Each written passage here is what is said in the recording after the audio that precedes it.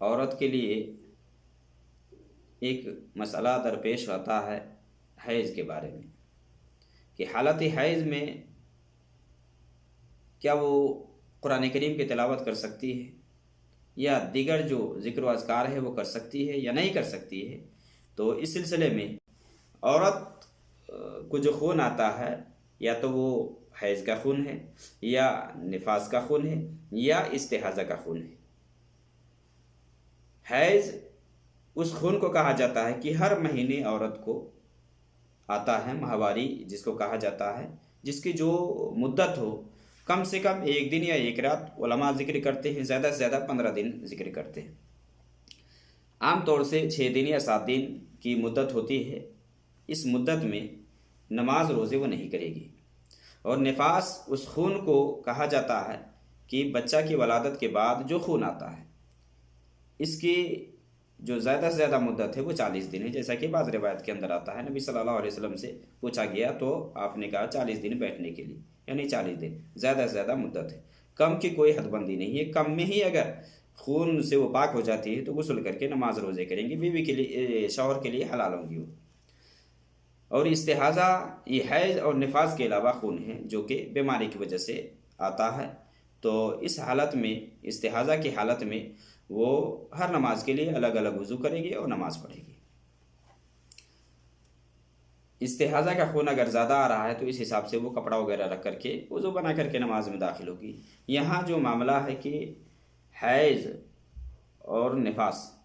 ہاں حالت استحاضہ میں تو وہ نماز بھی پڑھے گی، روزہ بھی رکھے گی، شوہر کے لیے حلال ہے۔ حیض اور نفاس جو مہینے میں جو خون آتا ہے ایک عورت کو، حیض، اس میں نماز روزے نہیں کرے گی وہ، جیسا کہ نبی صلی اللہ علیہ وسلم کی حدیث ہے کہ آپ صلی اللہ علیہ وسلم نے فرمایا کہ یہ ناقصات دین اور عقل دونوں ہیں عورت، یعنی دین کے اعتبار سے کمی کیا ہے کہ جب وہ حیض سے ہوتی ہے تو روزے اور نماز نہیں کرتی ہے، اور ناقصات عقل یہ ہے کہ ایک مرد کے مقابلے میں 2 عورتوں کو گواہی کے طور پر مانا جاتا ہے، 2 عورت آئے گی تب ایک مرد کے مقابلے میں، یعنی یہ عقل کے اعتبار سے اس کے اندر جو کمی ہے وہ۔ حالت حیض میں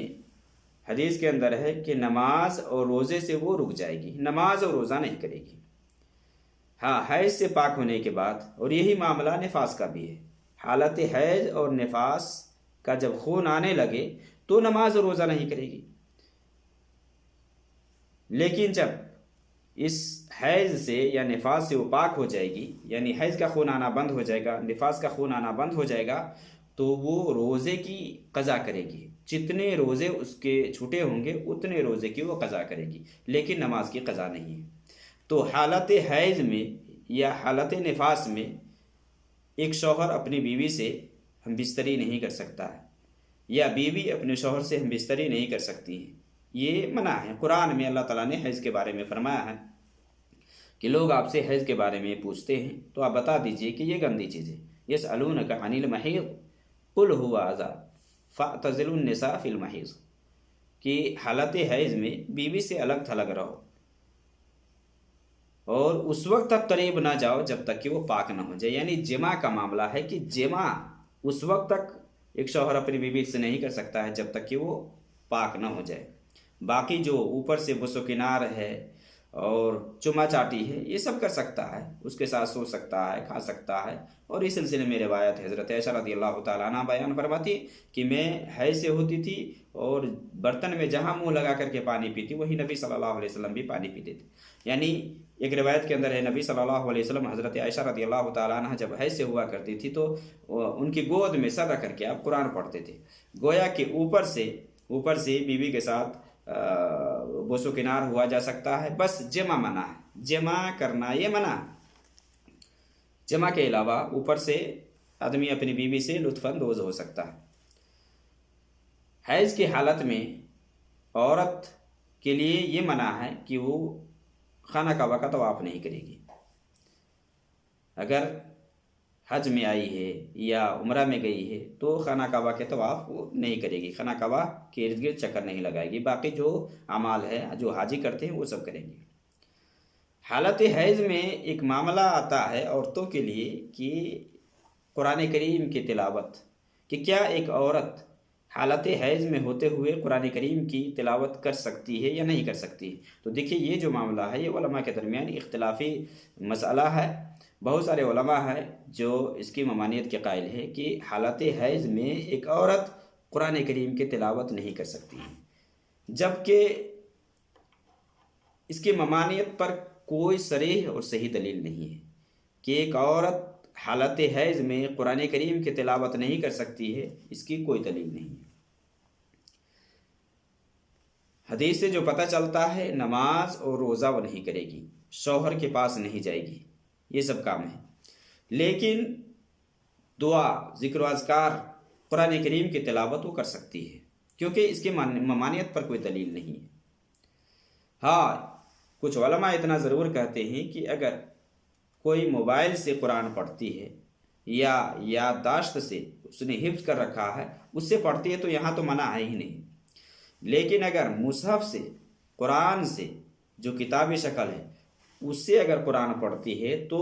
ڈائریکٹ نہ پڑھے، بلکہ ہاتھ میں دستانہ وغیرہ لگا کر کے وہ قرآن پڑھے۔ تو صحیح بات قرآن پڑھنے کے حوالے سے یہ ہے کہ موبائل ہو یا چاہے لیپ ٹاپ ہو، اس سے وہ قرآن پڑھ سکتی ہے۔ مصحف سے اگر پڑھتے ہیں تو دستانے وغیرہ لگا لے، چونکہ قرآن کریم کی تلاوت یہ ذکر و اذکار میں آتا ہے، اور ذکر و اذکار وہ کر سکتی ہیں، دعا کر سکتی ہیں، سارے اعمال کر سکتی ہیں۔ یہ مبارک مہینہ چل رہا ہے، رمضان کا مہینہ چل رہا ہے، اس میں بہت سارے کے ساتھ یہی مسئلہ ہوتا ہے کہ ایسے ہو جاتی ہے تو اب قرآن پڑھے یا نہ پڑھے، تو قرآن وہ پڑھ سکتی ہے، بلا جھجک پڑھ سکتی ہے، کیونکہ اس کی ممانعت پر کوئی دلیل نہیں ہے۔ نبی صلی اللہ علیہ وسلم سے کوئی ایسی حدیث ثابت نہیں ہے صحیح سند سے جس سے پتہ چلے کہ